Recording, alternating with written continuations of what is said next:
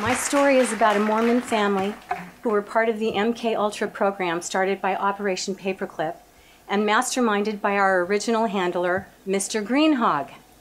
To us, he was Mr. Greenhog, but there is reasonable evidence to suggest that his real name was Joseph Mengele, who always liked to use names with the word green in them.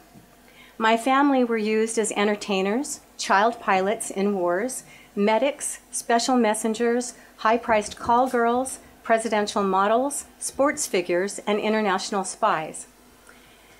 There were 13 children, and then my mother raised one more. This story is about generational incest, abuse, CIA kiddie porn distribution, and satanic ritual families that have no idea what they are involved in on a conscious level. It's about mind wipes, controlling those that have the most to offer. It's about how the priesthood, sacred societies, Freemasonry, and a satanic pedophilic agenda is widely used to control governments, religions, and local police to do their bidding. The darkness loves to hide behind the light, so it may shock you to hear about a Mormon bishop that tried to rape a friend of mine right after she got married. And this was the same high-up Mormon priesthood leader that later officiated in a satanic ritual where he almost got away with raping, killing, and offering my sisters up to an unknown god in the Salt Lake City temple. But it's also about the power of love and acceptance and trust. It's about one woman's search for answers and healing and the story of how she found her true love.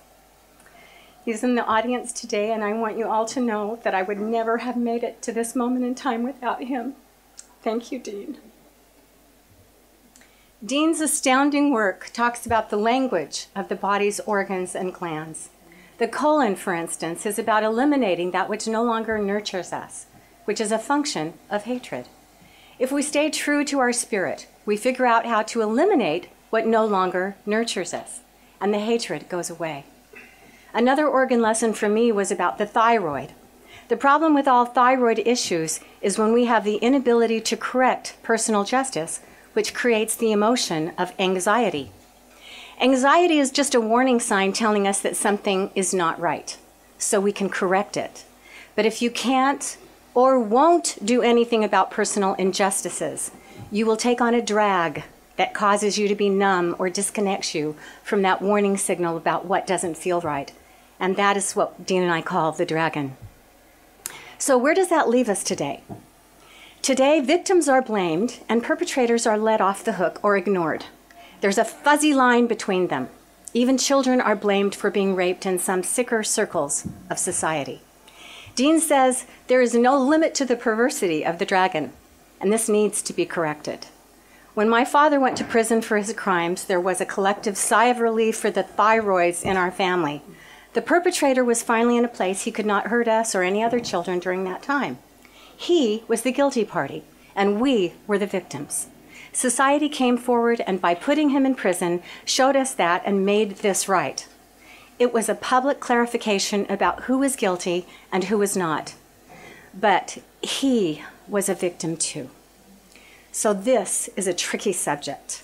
However, when it comes to killing a child, there is a line that is crossed, and even the worst perps know it. Today, I speak for all victims of a nameless, faceless perpetrator that still hides behind ruling elite families, secret societies, governments, and religions, all providing a cover for the most heinous crimes on the planet. And what doesn't feel right to me is that these crimes, for the most part, still await punishment, and only when appropriate punishments are allowed will both victims and perpetrators be allowed to heal. Dean said that telling the truth is the greatest human trauma because it has been punished over the centuries more than anything else. So everyone has this in their genetic memory and are triggered whenever they do it, which is why so many keep their experiences to themselves. I began telling my story in 1998 under the pseudonym Sue Ellen in a series called Phoenix Undead Part 1 and 2 by John Quinn, who published it. Since sharing it, I've lost a 20-year singing career, lots of money, my health, and my home in an illegal foreclosure just this last December that left us homeless. My thanks to our dear friend Jenny for getting us here today, and believing in me and what I have to say. My sister Nancy tried to tell and was shamed and got sent away to Aunt Daisy. My sister Dawn tried to tell and got sent to a Catholic convent with bars on the doors. Priscilla tried to tell and went to CPS. Irene witnessed a rape of her sister, and she took a gun and shot herself in the stomach. Pamela tried to tell and divorced herself from all of us for over 20 years and couldn't bring herself to attend my mother's funeral. April tried to tell and got her children taken away and put in prison, trying to get them back. So I applaud my brave sisters for coming forward and having the courage to tell me their stories, and I apologize to them publicly for not really hearing them or believing them at first. The first sex abuse story I heard in my family was from my oldest sister, Nancy, who was 16 at the time, who told me that she had to leave home because my dad had fondled her breasts and tried to have sex with her. She said that she told the bishop, and he told her to keep it quiet so as not to break up the family or hurt the church. I kept Nancy's secret and didn't even tell Mom or the bishop that I knew, which was kind of heavy for a 10-year-old. But if Nancy's story was hard to believe, let's just say that it was impossible for me to believe my closest sister, April, when her memories began to return. She talked about secret rituals and babies getting their hearts eaten and stuff that made me think she just needed medication or had maybe watched too many vampire movies. So April and I were best friends, and she told me everything, which was the problem. This is April way back when, and here's a picture of her when Bill Clinton was turning her into a high-priced call girl. Then 10-year-old Dawn started running away from home after being gang raped. And this was in a little town in Santa Maria called Santa Maria, or a little town called Santa Maria, California. And Priscilla was sent to a foster home because Dad had mistaken her one night for my mother and slept with her. Now, she was only 14 at the time. Dad wrote me from Hawaii months later on a little old paper sack saying he had woken up from having amnesia, and I believed him. I begged the judge to forgive my dad, and guess what? He did, asking Dad to never do it again. In 2002, when my brother died, a sister attending his funeral told me that he molested her often as a child. He would promise her $10, molest her, then steal the money back from her. April came in when Dawn was telling me what happened and said, "Oh, yes, he did the same thing to me." I was so mad I couldn't even see straight at the funeral. He was honored as a high priest before he died. And I thought, what the heck is wrong with this family and this church? I needed answers. I was 42 in 1997 when I saw Kathy O'Brien speak. There were only 13 of us in the audience at the Little America Hotel. I had just had a hysterectomy and could barely get out of bed, so I wasn't going to go.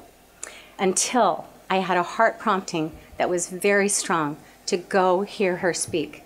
And I literally put on a robe and I got in my friend's car and we went.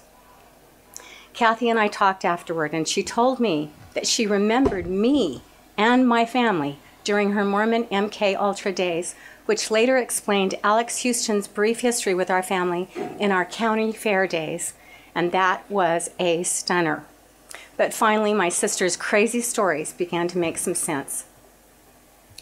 Because I'd heard them all before, but the next day, I called Dawn first to apologize for not believing her when she first told me about being in the military. I asked her to again repeat what happened to her and told her that I would believe her this time. Enter Operation Mockingbird. When my sister Dawn joined the Armory, she was on a base where enlistees became Hollywood stars.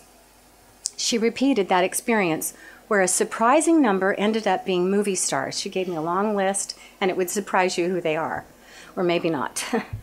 Talents were showcased, lots of parties went on constantly, and she noted that drugs were everywhere present on the military base and literally free for the asking. She told me how she was asked to meet with a man across the street from the military base. When she was there, she saw Crystal Gale, sister of Loretta Lynn, in white military garb outside the door, who saluted to the man she was to meet. This coincided with Kathy O'Brien's story exactly about Loretta Lynn, who was Crystal Gale's sister. So now I was beginning to get it. It was a short meeting with this man. When inside his office, he asked her if she could keep a secret. She said yes. He said, well, we'll see. She was asked to report back to him and bring her guitar with her in 2 weeks. At the end of 2 weeks, she was sitting back in the same chair in front of him. He said, well, we found out that you can keep a secret. He then began to read something like a dossier that encapsulated her entire life story on a few pages. She asked him how and why he knew so much about her, and he matter-of-factly answered, your dad sold you to us. She was shocked and grabbed the pages he was reading, and what spilled on the floor were dossiers with pictures of each of her brothers and sisters, including me. Of note, these were military dossiers. Funny thing, I don't remember joining the military. So why did they have a military dossier on me? April said we had been heavily used and deserved back pay for our childhood. So back to Dawn. After helping this military entertainment official pick the dossiers up off the floor, he then asked her if she would mule drugs on cruise ships for God and country if they gave her the opportunity to play her guitar and be a star on the cruise ship. She said no way in hell and threw her guitar right at him. If Kathy O'Brien had not come forward and told me her story, how could I ever have understood what Dawn told me of country western stars being drug mules and how a well-known Hollywood star had raped my sister Dawn?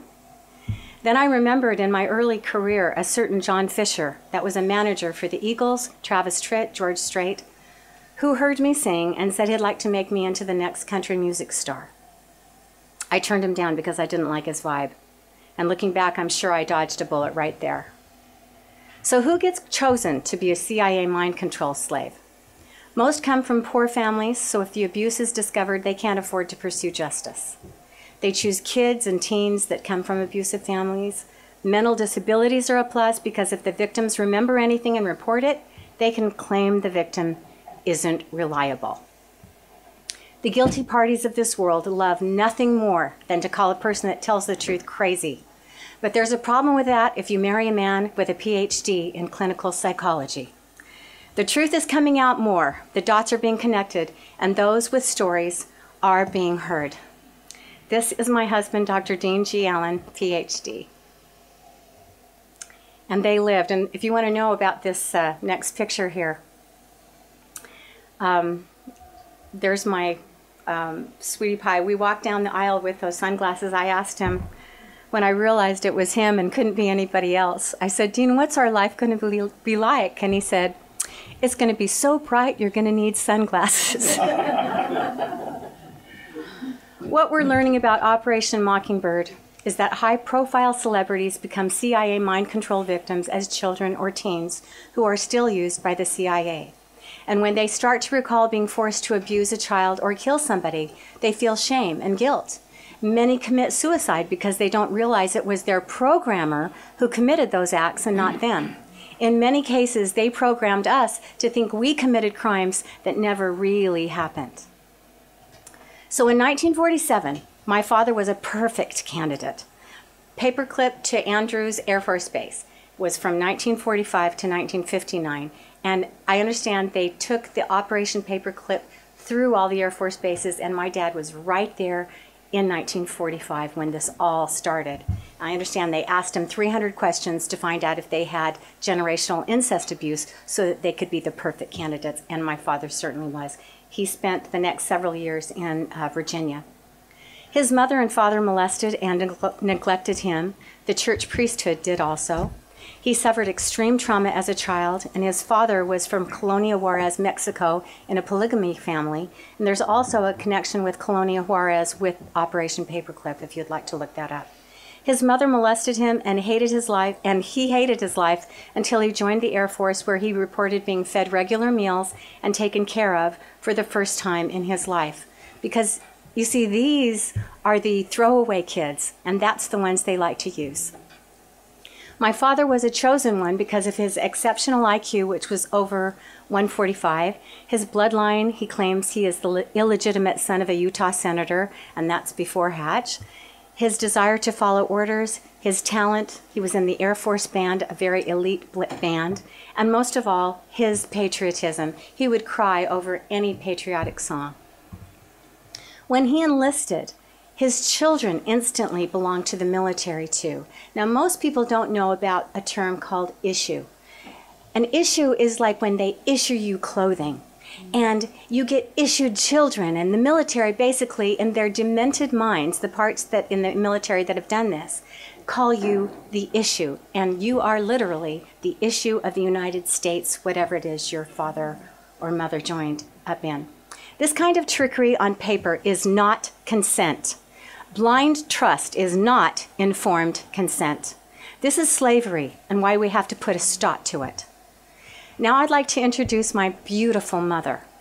Now tell me, if you were looking for a breeder for DNA experiments in the military and secret government intelligence programs, wouldn't you pick her too? So with generations of unconscious baggage in hand, my mother was put into an orphanage and was not potty trained until she was 6.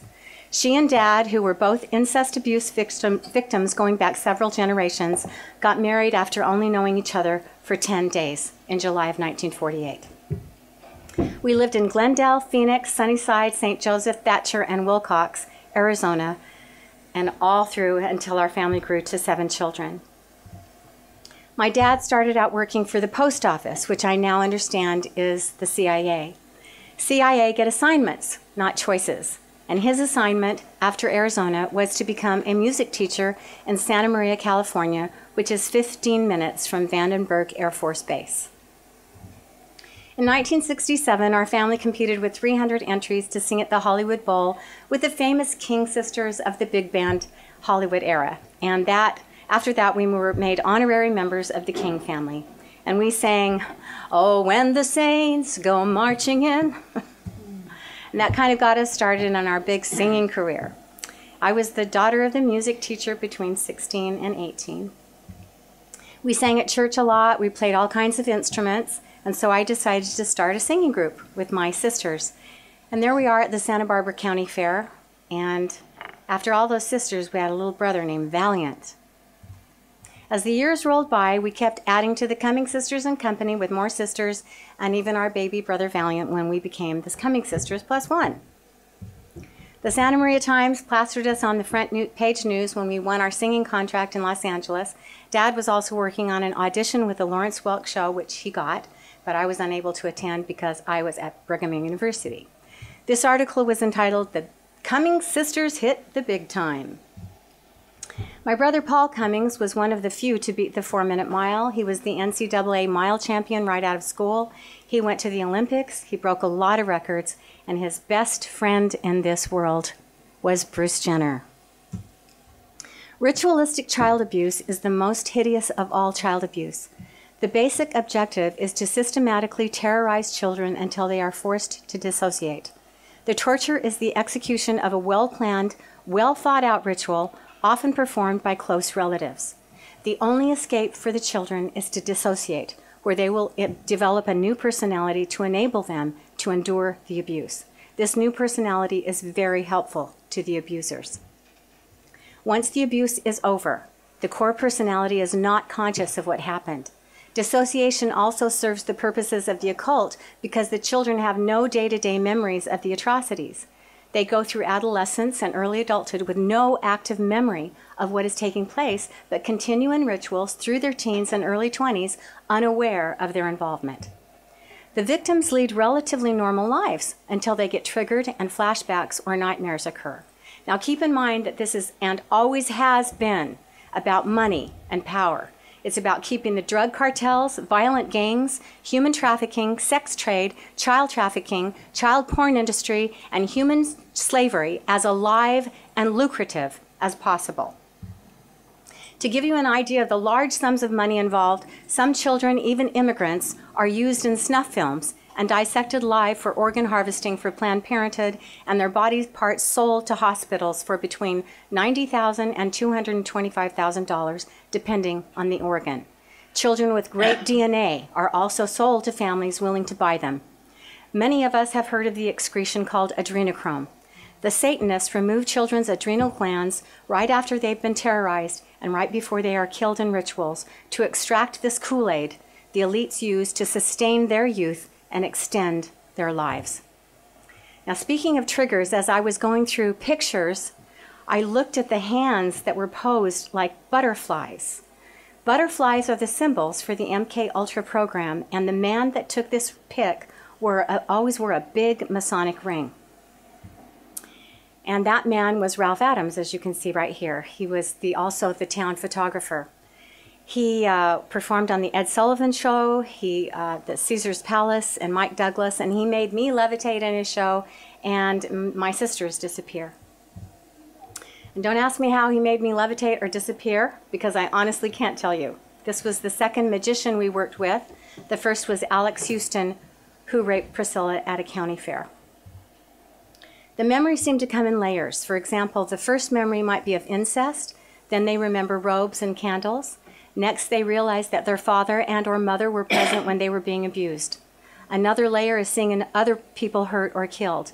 Then they remember having seen babies killed. Another is realizing that they participated in the sacrifices. One of the most painful memories may be that they were forced to give up or sacrifice their own baby. Each layer is something that has to be processed when they are healthy enough to deal with it. And sometimes the memory is as fresh as if it were happening in the moment, as the trauma relive explodes into the present moment.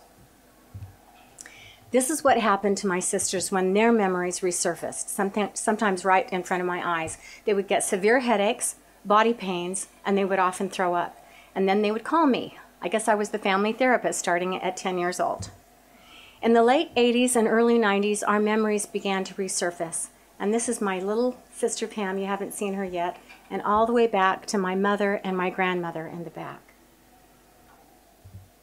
When the story started, they kept coming, and it was all really, really hard to believe. By 40, however, I concluded that if one or two of my sisters were remembering these things, I could just write it off. But at that time, I'd already studied this for 25 years, and as a healer and researcher, I'd heard over 50 other stories that were all as crazy as what my sisters had told me. And with disturbing clarity, I was figuring out what was going on.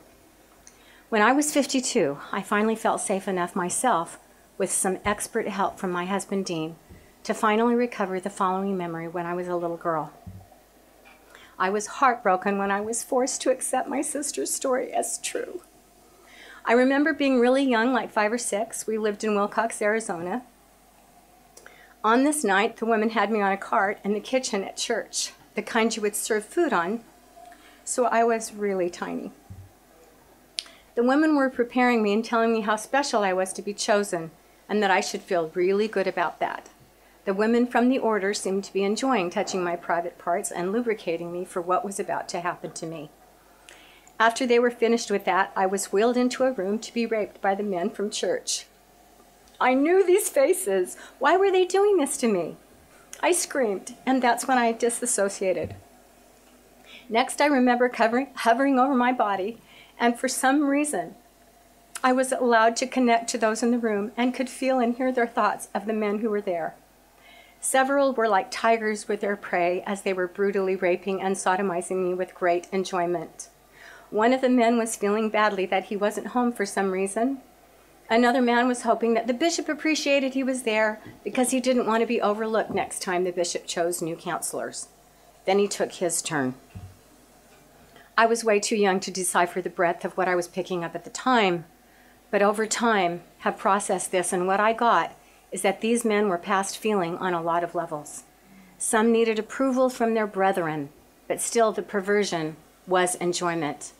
I cried for 3 days as an adult woman when I saw what they had done to me. It just so happened there was a healer in our house, one of Dean's clients, and they did an EFT on me and just loved on me for 2 days so that I could heal from that experience. One of my dad's CIA responsibilities was to create content for kiddie porn and distribute it. This explains this memory from my sister April. We are in the back of a big house that is old and falling down. There are expensive clothes and costumes in it. When we were in their control, they would put these clothes on us, wedding dresses, vintage costumes, and sexy negligees that fit my little sisters. A lady always showed us up to help us. We hated her because her help involved sex and pain. In Phoenix, Arizona, there was a White House next to a big park that I remember where we would roll down the grass in the summer.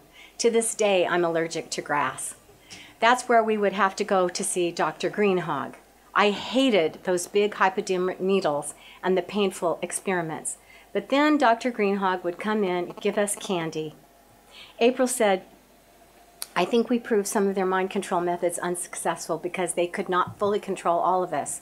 We often escaped and would run out into the park.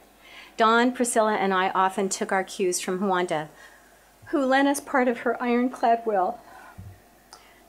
So back in 1971, I was 16 years old and my sister Dawn was 10. She had just been gang raped.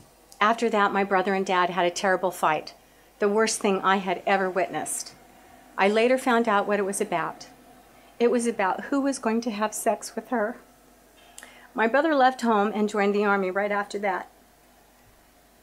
My brother tried this again later on in her life when in her 30s, and she told me what he was up to, and we were going to have a family reunion. And so before the family reunion, I went to his apartment with my sister, and I told him that if he was going to continue on with this, that he was going to do it over my dead body, and I got beaten up too. He now writes porn for top magazines. Dawn kept running away because she obviously didn't feel safe at home. To solve this problem, it was decided that Dawn needed to be taken to Los Angeles 4 hours away and put behind locked doors at a Catholic convent with bars on the windows. And I'm thinking, look, we're Mormon. Why is she in a Catholic convent? Mom, Dad? I remember thinking the worst that could happen to Dawn at a Catholic convent was becoming Catholic. The Mormon church had foster homes, so I asked my mom why Dawn was sent to that place, and her answer was, oh, well, the bishop told us to. April and I were allowed to visit her. We were shocked by the bars on the doors and windows, but even more disturbing were the special rituals she had to endure, one of which left her with a rose necklace around her neck. This was no longer our Dawn. She had a flat affect, and it was like, where's my sister, and what have you done with her? It was all about shutting her down and shutting her up in a right to remain silent. So what's the purpose of Satanism? They want an army of mental robots that hide behind a light who, with the proper programming, will do prostitution, child pornography, smuggle drugs, engage in international arms smuggling, snuff films, and all very lucrative things. These psychopaths at the top believe they'll create a satanic order that will rule the world. At a high level of the U.S. government, there was support of this kind of thing with Operation Bluebird, Paperclip, Mockingbird, and of course, MK Ultra, still going on today. They justified it with winning the Cold War, but it was more about money and ruling the world. This is my first husband, Wade Lindstrom. As I look back, I can see clearly that it was an arranged marriage. As Wade and Wanda Lindstrom, we did a few hymn albums with the Juilliard-trained pianist Marvin Goldstein, set to a Celtic feel that went over really well with the Mormons. I placed highly in international songwriting competitions, had a radio show for 3 years called The Sounds of the Sabbath, and my CD album collection grew and was selling all over the world. And eventually I was named favorite female vocalist. It's kind of like the Grammy Awards for the Mormon Church. My husband was also part of my later career, and we began also doing albums together. Now, his family was all boys and mine was all girls. He had one token sister, and I had 4 sisters and 10 sisters, or 4 brothers and 10 sisters. And I guess the Illuminati goal was to connect one ritual family with another. His father ended up molesting the granddaughter, and he is dead now. I was married to Wade for 25 years. I couldn't have children, so we became foster parents of 8 children. I also wanted to mention that his father was a member of the Mormon Tabernacle Choir, and he told me that he was part of 2 branches of the secret government. And I thought, how convenient, as I look back, that he would be going around with the Mormon Tabernacle Choir all over the world. At the same time, he's a part of 2 branches of the secret government. So one of my kids had been chained to a bed from the time he'd been born and sexually molested by his mother and brother to age 6. And that really helped me to understand as a foster mother what happened to my father. I had heard similar things in my own family, so being a foster mother helped me grasp the patterns of what went on in my own family, and contributed to my own healing. I later accepted a calling to serve in the Utah State Prison System in the Relief Society, where I learned that 98% of them were abused. I was assigned to the bridging committee, where I was often went to the bishop storehouses for food for the women that were leaving prison. And I found out later from Kathy O'Brien that the bishop storehouses church-wide are also used to distribute drugs, kiddie porn, etc. So going back, I'm 14 in this picture at a girls' church camp officiated by priesthood leaders. And notice our military outfits. We were tortured in the next 2 years. We were used in secret experiments, raped in their evil rituals, and brainwashed. My sisters and I were not the only victims. My whole Mutual Improvement Association youth group that I grew up with was also used. We were sold to the federal government by our father and his priesthood and military leaders. And I can tell you names if you want them. Church camp with Pearl Knight. She's no longer with us, but she was also in my church camp, and she was also one of the women that did the experiments in the deep underground military bases at Vandenberg Air Force Base. I remember a red settee in a huge room in one of these bases, one of these underground bases. Just absolutely, there was no end to the ceiling. It was so high up, and the room was monstrously big.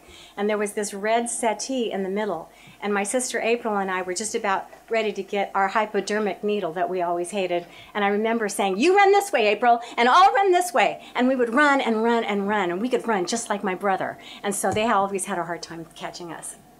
We hated those hypodermic needles. But we would run, but we couldn't hide from those white lab coats. They did finally catch us and strap us onto gurneys, and they had their way with not only our pubescent bodies, but our minds as well. April remembers the day I got my eggs harvested. She heard my screaming as we were put through some terrible torture with the electrodes. Since she was the breeder, now I couldn't have children because I had endometriosis, which I now found out was something they gave me. They would use my DNA. Now this is going to sound really crazy, okay, if you are not familiar with this. They would use my DNA and implant it in her womb and then harvest the babies into advanced incubators when they were just viable. We often tried to escape when I would wake her up using their codes. I remember horrible earaches and a lot of time underwater. There were some experimentation, breathing underwater. And if you want to ever watch the Hollywood movie, The Deep, that might explain some of these experiments that they were doing to us. As a result, I hated to go swimming because if I got any water in my ear, I would often end up with horrible earaches. It's because I had a hole in my ear. April asked a lot of questions during the experiments when she was awake and was actually told the answers about who the babies would be given to and what would happen to them because they never thought she'd remember or tell anybody. She remembers that some of them would be called April. Now, I know that's weird, but that's what they told her, like naming the model or clone after the mother to keep track of them somehow. She said that some they did experiments on, and others were sacrificed in the rituals. And she said for some reason, a lot of the boys were sacrificed in rituals. Now, enter this girl. Her name is Kristy. She is from Santa Maria, California, the town I grew up with, but I didn't meet her until she moved to Utah and I moved to Utah. And she came up to me, and when she got to know me better, I actually used her as a signer. When I would sing, she would do the sign language, and it was beautiful what she did. And she finally told me her story, that her mother was a Satanist, and the reason she got put into foster care was that she was taken away from her satanic ritual family, which is no surprise coming from Santa Maria, California. Her story is that she is my daughter. Now, the jury is still out on this, but we are going to have a gene test because her mother, admittedly from a satanic family, said that my DNA was used when she got pregnant in the labs. She said she was experimented on and actually told that the DNA came from me. The crazy thing is, and we only figured this out years later, is that Kristy's story coincides exactly with April's story, that she was used as a breeder to carry my DNA, and the babies would be harvested early and put into the advanced incubators and finished to be used as Manchurian candidates in selected homes. April said that several of these children were named after her, April Cummings, and she has kept track of some of them over the years because she knew the families they had been given to. Dean and I found out we actually looked and we thought, this is so crazy. We're going to look on the internet. And one of the people we looked at that were named April Cummings has gestures and looks exactly a lot like me. Her videos are the strangest thing because she's a, what do you call those, a TV anchor. And she was in San Francisco when we first found her. We just looked her up the other day, and she's moved to the Cayman Islands. So you could look up April Cummings, who's a TV anchor in the Cayman Islands, and see what you think. So going back to when I was 15 years old, this was my leading man in high school in Babes in Toyland, and I had some grooming. I was the lead in every single play in my years in high school. His father worked at Vandenberg Air Force Base and eventually for NASA when they moved to Florida. According to my sister, he was also in the elite MK Ultra program. To train us, we were hunted at Point Sal and Guadalupe Beach in the middle of the night, and we were lucky to escape this alive. We had all been at the party at church. There was a hayride that we were all on. Steve S., who openly told me he worked for the CIA, was the driver. He took us up to the Los Alamos entrance of the tunnel. We were all stripped naked and taken to the beach where we were told that we had to make it to Guadalupe Beach without being shot or we would not live. We were going to be hunted. We had to swim or climb around the first set of rocks to get to the beach. It was a low tide, so it was fairly safe to swim. The moon was out so we could see, but then so could the people who were hunting us. We all stuck together at first, but the slower ones who couldn't swim very well were shot with a tranquilizer gun, but we thought they were real guns and we were terrified. We used the shadows. We helped each other as much as we could. There was one part of the rocks that we couldn't get around or over without a rope, and DR was tall, so he found a rope and set it up for the rest of us. When we got to Guadalupe Beach, we used the sand to cover up in. We then ran through the sand dunes as a shortcut down the road. We were running down the road naked and had escaped. There were 6 of us who never were shot at that night. Now, it started out as a lot larger group. And there's the names. Now, I don't remember this, but I can corroborate that we hung out and did a lot of plays together. We were kind of the smart kids and called ourselves the family. So as I look back and have now become aware of technology used in the MK Ultra programs, I feel that it's more than probable that a mind wipe had occurred when we woke up on the beach early in the morning, dazed and anxious. And all I could say is, Eric, you've got to get me home. Eric, get me home. I was really worried about what my mother was going to think. What I do remember is that Dad made us memorize the Jabberwocky that was written by Lewis Carroll, who is a famous pedophile. He also wrote Alice in Wonderland. Now this comes in handy a little bit later. In my research, I found that children have been used in all wars. So for me, it's not hard to believe that adolescent super soldiers were used for the Vietnam War. What I have ascertained is that we were used as soldiers. We were taught to fly planes. We had more than sufficient medical training. April reports that on several occasions we actually sewed each other up from wounds with remarkable skill during our missions to Vietnam, Romania, Colorado, and various underground dumb bases. We transported drugs and politicians to and from America to different countries, and if caught, they would always claim us as children and make excuses that went along with that.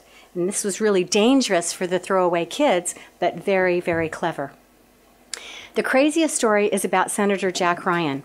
April reports that he died on one of our missions in Colorado right after he saved our lives. She also reported that Bill Clinton was responsible for his death. Now, I would love, Robert, to have all of this looked into by intelligence sources. Now, keep in mind that I don't remember this at all, but I will say that when presented with the opportunity to fly a plane 2 separate times, both my landings were perfect, and the people flying with me made comments like, "Wow, it looks like you've been doing that all your life," which is exactly what it felt like. April recounts it was the end of the Vietnam War. The CIA had orders to take out some supply depots and oil derricks in North Vietnam and North Korea without being detected. They had just the operatives to do it. The 6 of us had been training for 9 months. We had flown the F-14 fighters that no one knew about yet. We were doing formations. We could land and take off anywhere. There were 3 planes that had 2 pilots each. It was Mach 3 all the way to Midway Island when we refueled. We were not told what we were doing. We were only out on an exercise, and we were in competition with each other to see who could follow orders the best and hit the targets on the game board. It was kind of like a road rally, only we were using F-14 fighter planes. This was no game. We had to read the maps and follow the directions that were encoded. We had our own language. It was cartoon character and Disney-based. And when April was telling me this for the first time, I really thought she was crazy. Then I read Kathy O'Brien's book and heard her testimony about how they delivered messages to each other that was cartoon and Disney-based. So over the years, as I became more aware of things like pedophilia used to trap politicians, deep underground military bases, the uses of children in these programs, secret societies, and the evil nature of those in power, I became more open to the possibilities that these things did happen. Families involved are rewarded for making their kids into stars and even winning local beauty contests. Which brings us to my next achievement, which I thought was my achievement. Right after our stint in the military as children, I was encouraged to try out for the junior miss for our little town of Santa Maria. I had good grades, and anyway, several of my church leaders told me I should do that. And in 1971, I was crowned the junior miss and flew to Santa Rosa, that just happens to be, as I look back, by Bohemian Grove. And we were supposed to sit at lunch with all these old guys. Of course, and I got to sit next to Charles Schultz, who wrote the Charlie Brown cartoons, and he was kind of shy and kind of sweet. That year, I also won a scholarship in theater to Brigham Young University, so it was a big year for me. And the following year, they had a big deal at the Ethel Pope Auditorium for me, and that was the year my sister April was also competing for the Junior Miss program. At the state level, I won the Physical Fitness Award, where we danced Take Me Out to the Ball Game with baseball bats to choreographed routine. And my brother had just won the NCAA Mile Championship, so it was a big year for our family. And I have to wonder, what on earth did my father do for us to be involved in all of this? April told me that the programmers were hardest on me because I was so strong-willed, hard to break, and couldn't be hypnotized. She remembers seeing the electrodes they put on me and the pain they would cause me every time I defied them. She said that my reward for compliance was to become the next Junior Miss pageant winner. They were going to use me to spy for them on an international basis. She said we both proved to be unreliable candidates until they put an advanced implant just under the skin in our heads called a cap. At first, they were in our teeth. After that, they did use us for a mission to Romania, where we delivered messages to top brass there behind the Iron Curtain. This was during the reign of terror under the Romanian president, Ceausescu, with our college choir and sponsored by the Reader's Digest. Which brings us to Nabisco. My dad had many different jobs. He was a music teacher. He did lots of music lessons after school with parents that trusted him with their children. And during the summer, he had a job that sold biscuits here in England, or cookies. Nabisco, I've since learned, is a CIA front.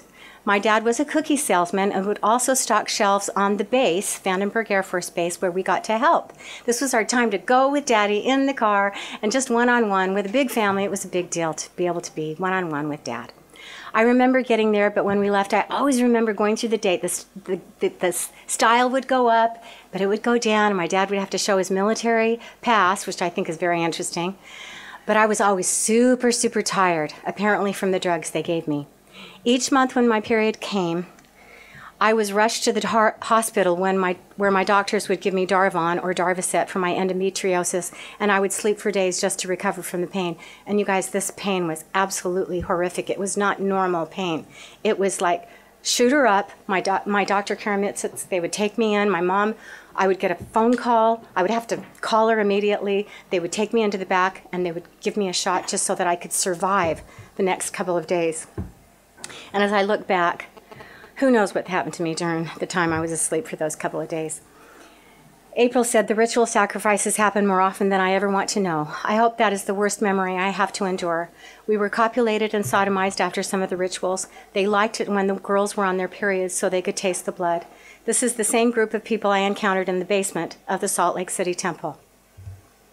As John Rappaport said, people need to understand the history of the madmen and murderers within these professions who were content to use torture in the name of science. The psychiatrists who later went to work for the CIA in the MK Ultra program were devoid of conscience. Any experiment was a good experiment. Human beings were useful subjects and is still going on today. This is the useful subject, my poor mother. I never knew my mother when she wasn't depressed, a condition that Dean calls deep pressure that is unexpressed. When we lived in Thatcher, she was attacked by our stake president. She was used as a breeder and always pregnant. She had untreated diabetes, which looks like mental instability after a box of C's chocolates. And later they had her fixed up with, well, I got to know my mother when she was finally diagnosed with diabetes and was taken care of. The drag drug her under when she sometimes would go after us with brooms and call us evil. After a horrific life plagued by diabetes, my mother chose not to go back on dialysis after 8 years. She died 2 days after that. Immediately after, I started getting heart promptings to get my sisters together and start talking about what happened in the temple. I think Mom wanted us to compare notes. I was 17 years old and had just graduated from high school. There's the Salt Lake City temple in the back. Dad was going to the solemn assembly in place of the bishop for some reason, which was very strange. At the Utah State Capitol building in 1972 for the solemn assembly. There's that picture. So in March of 2000, I got my sisters in the same living room and said, it's time to talk about what happened in the Salt Lake Temple. Now, April and Priscilla had been mad at each other, so what followed was kind of a miracle. April began to talk. Then Priscilla finished her sentence, and then Dawn contributed, and pretty soon they were all talking at once. Dawn was hiding under the furniture in the living room. They were crying and hysterical, and it was everything I could do to calm them down. What I pieced together from their testimonies that day is that in October of 1972, we were to sing in a regional children's choir for the Saturday morning session.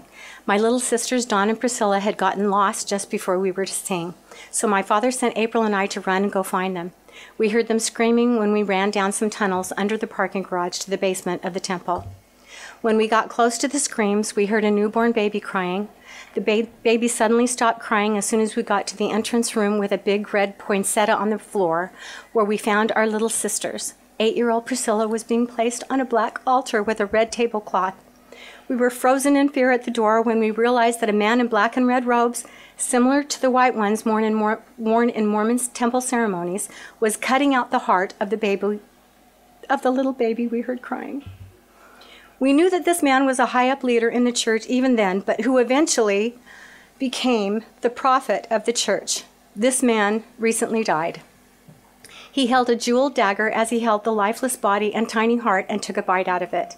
April and I had seen enough. Dawn had found a hiding place under a piece of furniture, and while I was fetching Dawn, April grabbed Priscilla and said, "Those are my little sisters, and you can't have them." Bullets whizzed past our heads as we ran, but we somehow made it down to the end of the hallway without being killed by the men in dark suits. Spencer W. Kimball was not yet president of the church. He was the following year. He was a family friend from Arizona and the brother of Alice Nelson, who was my mom's visiting teacher when we lived in Arizona. He was not the man inside that temple, by the way. He was at the end of the hall. Miraculously, he was right there at the end of the hall and told the men to stop shooting and said, "Leave them alone, they've had enough." They hypnotized us when we were in the elevator, and since we didn't have enough time to get into our proper seats, we sang right where they put us as if nothing had happened. You may ask, why do these people do this to children? My husband's conclusion after thousands of clients is that these people are kind of dead inside, and the only thing that makes them feel anything sexually is perversion. The worst kind of perversion is hurting kids, so these folks have to hurt children in order to feel anything. And the saddest thing is that research indicates that the highest porn subscription rates are from Utah. Right after the incident, both April and I tried out for the prestigious Sounds of Freedom. That's April and I there in the middle. April and I were a featured duet and got to sing "You and Me Against the World" as a sister act. We toured areas where a lot of deep underground military bases were located, the Four Corners area, Albuquerque. We also visited Carlsbad Caverns. In a secret chamber in the caverns, April recalls another bloody ritual. I worried so much for the little kids that were still at home with Mom and Dad. I felt him go over the edge during this time. Looking back after I left home and got married, Priscilla was raped by Dad. Christopher was beaten and sodomized.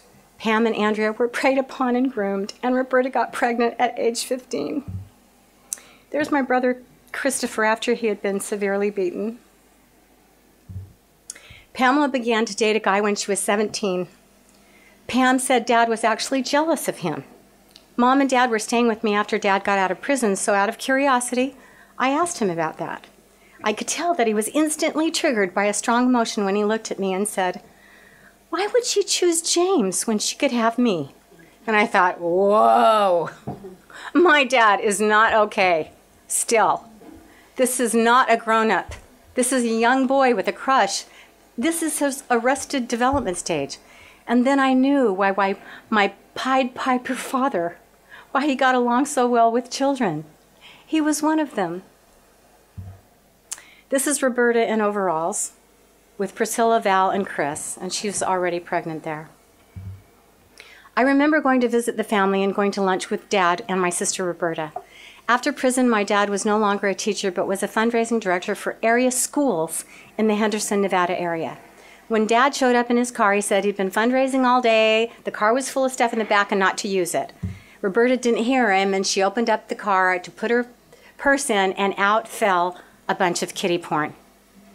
And now I wondered what Dad was really doing in the school fundraising business. Was it selling cheap jewelry and candy or kiddie porn?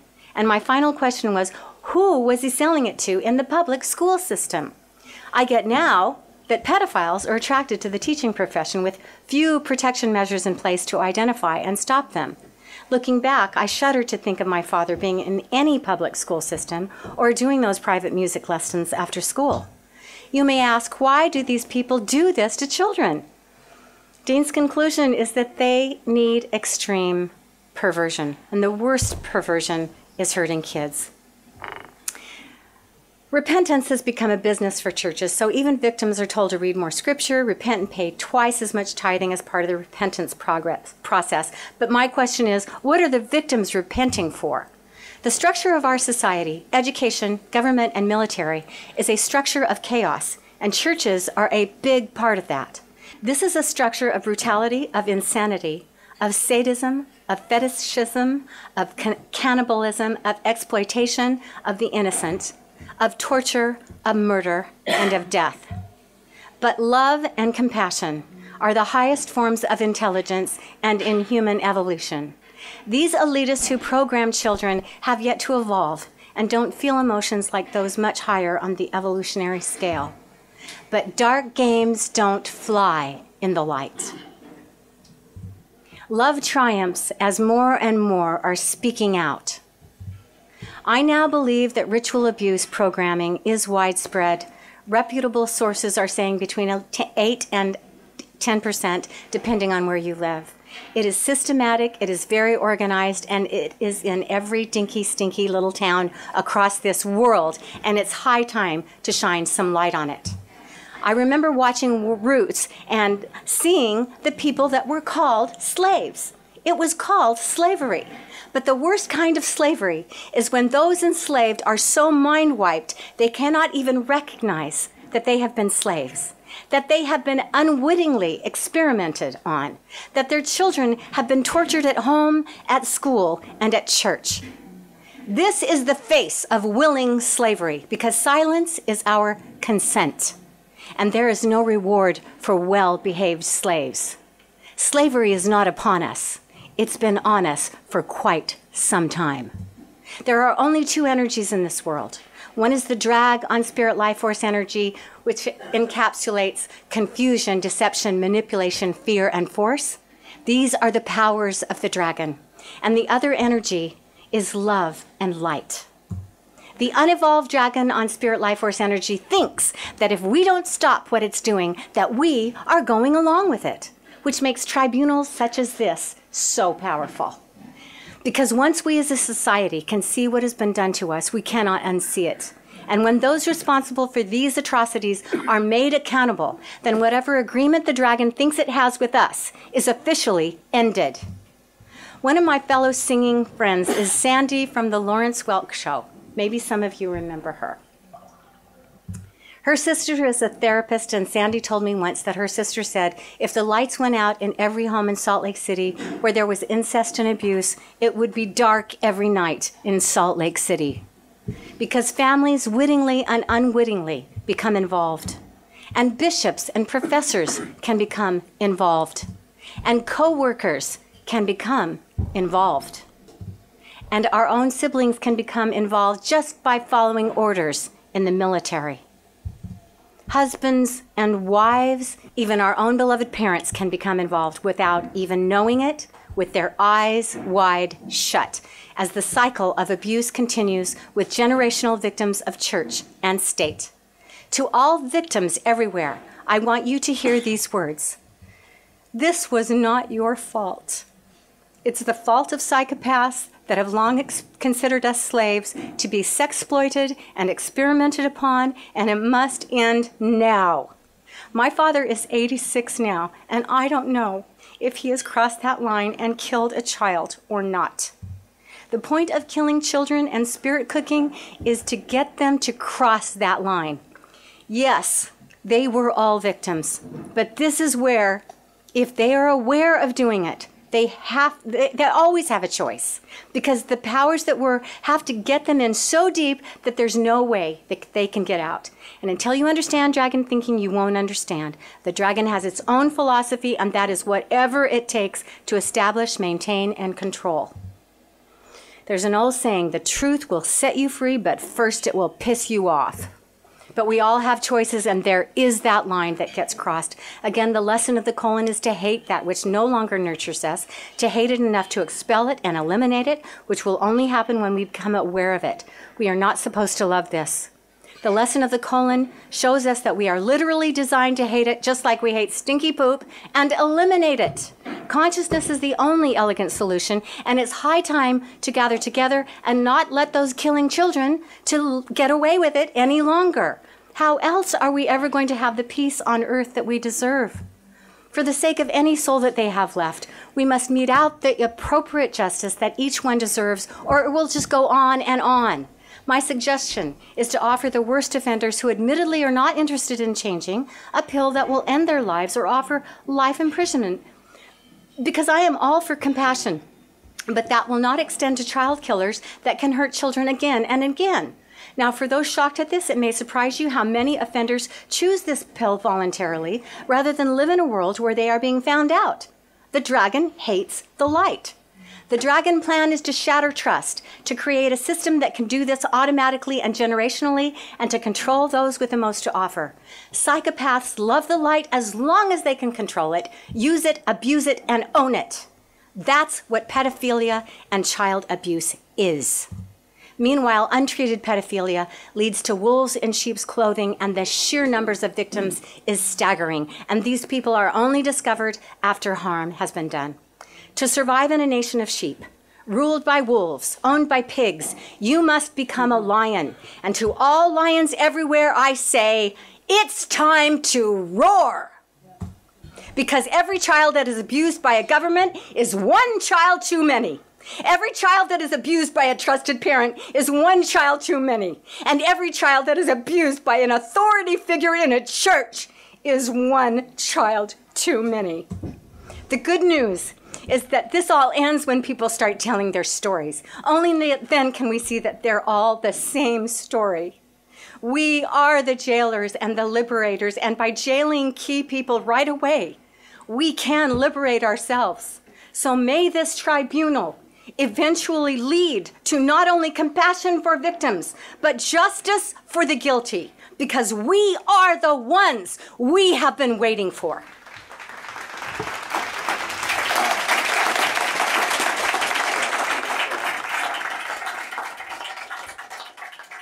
Rather than have three questions, this is a collective question, and it's directed not so much to you, Kristy, but to Chief Counsel here in relation to the role of the Central Intelligence Agency.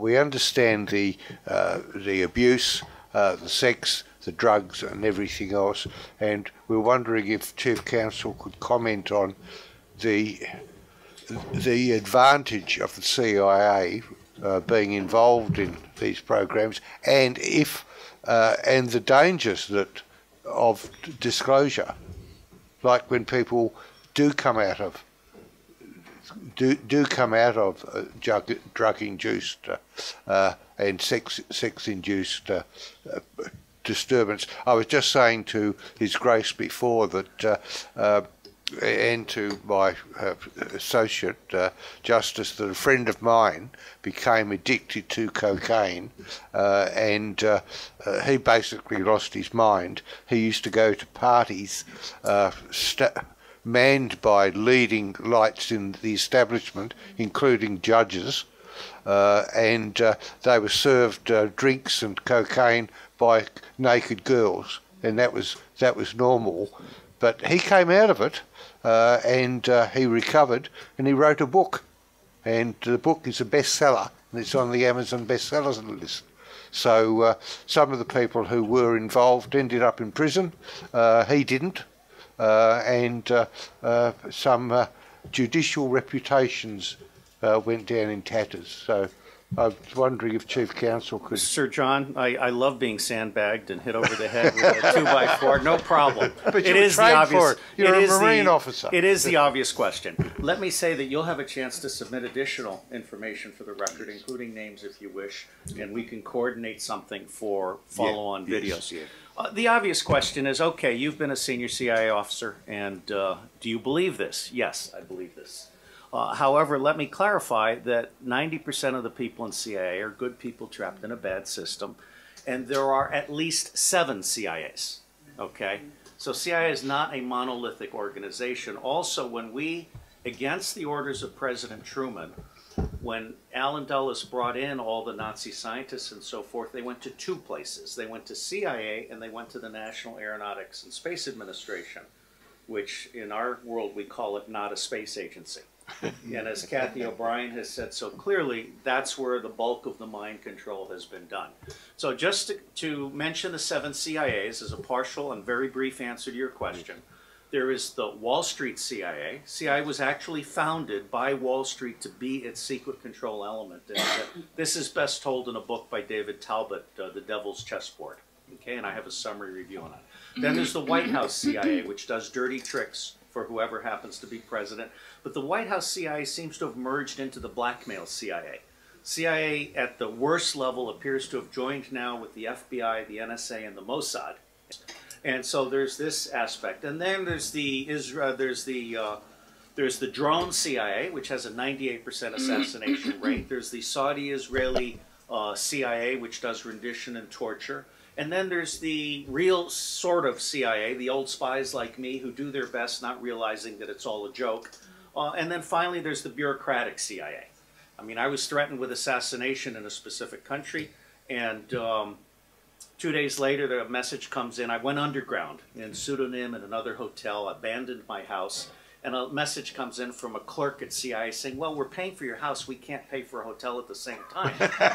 And my chief of station sent back a one-line message saying, what part of assassination are you not understanding?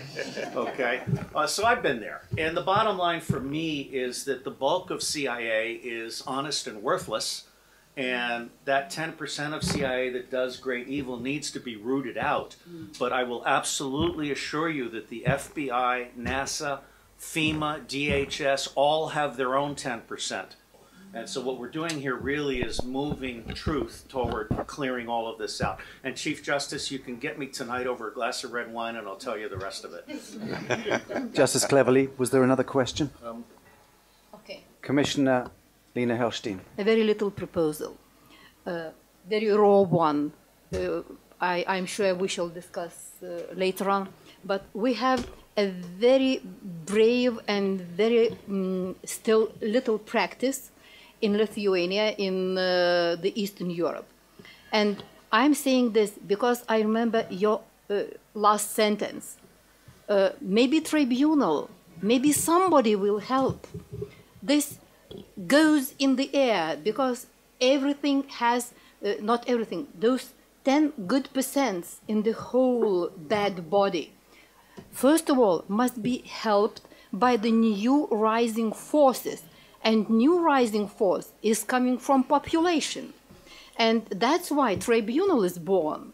So tribunal says, yes, we are beginning to say about ourselves. And We have a good code, the same in the UK, the same in the Eastern Europe. And that is the essence, non-governmental organization which has enough souls behind it can stand in the court. It's me who is doing that. I'm standing in the court together with such barristers as Chris. I go and stand in the court because if we tribunal people are only, yes, speaking, that's good. That's the first step, but it's not enough. We must go and stand in the court. We must go and stand in United Nations. As a non-governmental organizations having lawyers, we know very well our rights. And this is written in the code. Non-governmental organization has the right to stand in the court. That's all. Thank you. Thank you. Okay. Sasha? Okay. Yes, Your Grace, you'd like a quick word? You have 90 seconds, Your Grace. 50 You're seconds. excommunicated. 50 seconds. Thank you. Kristy, thank you. Just one question. I mean, how long did it take you until you woke up? And was it fear or shame that caused you to wait so long? It was righteous indignation. Maybe that's what I would call it.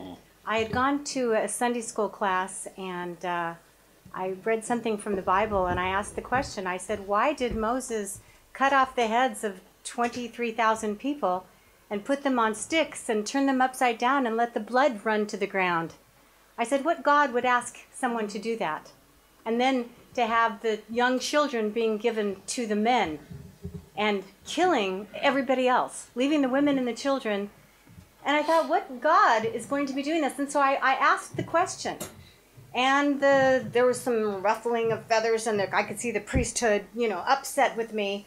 And, well, God's ways are not our ways. And I'm thinking, I'm done. I walked away, and I never went back. I went home, and I remember the following Sunday, I decided to get out into the sun, to put on my bikini out on my deck and lay in the sun. And I started asking questions. Who am I? Who am I? Who am I? I'd heard somewhere that that's a good question to ask if you want to wake up. And something happened to me. I connected with something, and I've never really disconnected from it. And it just, I would ask a question, and the answer would be instantly there. Kristy, thank you for that.